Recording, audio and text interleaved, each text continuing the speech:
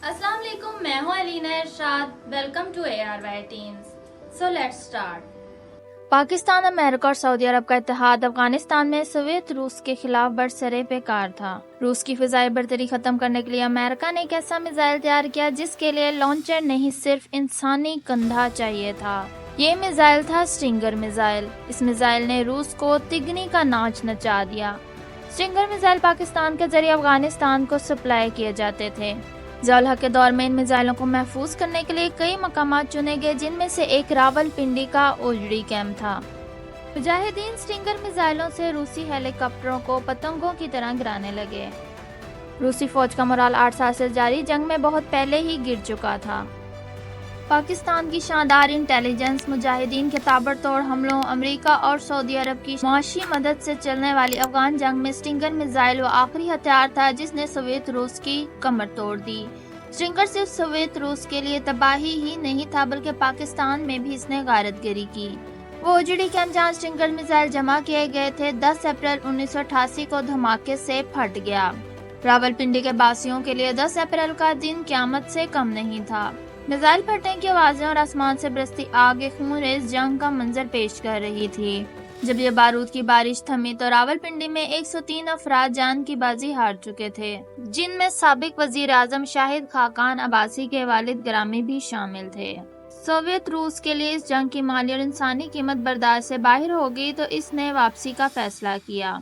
अप्रैल 1988 में पाकिस्तान, अफगानिस्तान, रूस और अमेरिका के दरमियान जिनेवा में एक मुआहिदा हुआ।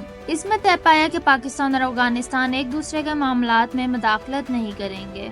मुहाजिरीन को अफगानिस्तान वापस भेजा जाएगा और रशियन आर्मी फरवरी 1989 तक अफगानिस्तान से निकल जाएगी।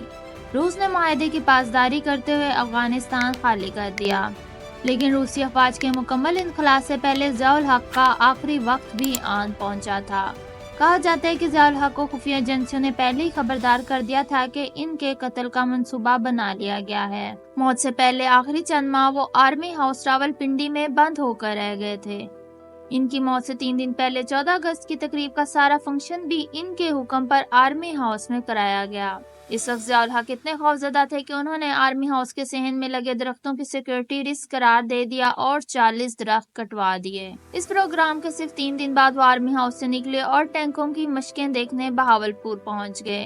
वापसी पर अमरीकी सफीर और अमरीकी मिलिट्री अताशी भी इनके हमरा C-130 तैयारे में सवार हुए।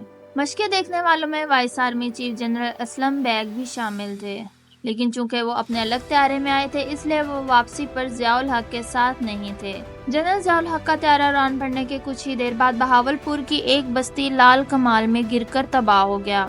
हैरत की बात यह है कि त्यारे के हादसे में अमरीकी सफीर और मिलिट्री अताशी जैसे अहम ओहदेदार मारे गए, लेकिन अमरीका ने इस साने से मुतल्लिक हकाइक जानने में कभी दिलचस्पी नहीं दिखाई।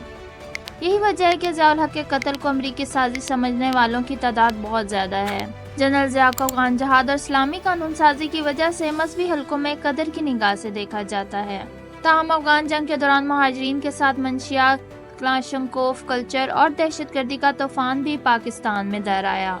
इस वजह से आज भी ज़ियाउल हक को तनकीद का निशाना बनाया जाता है।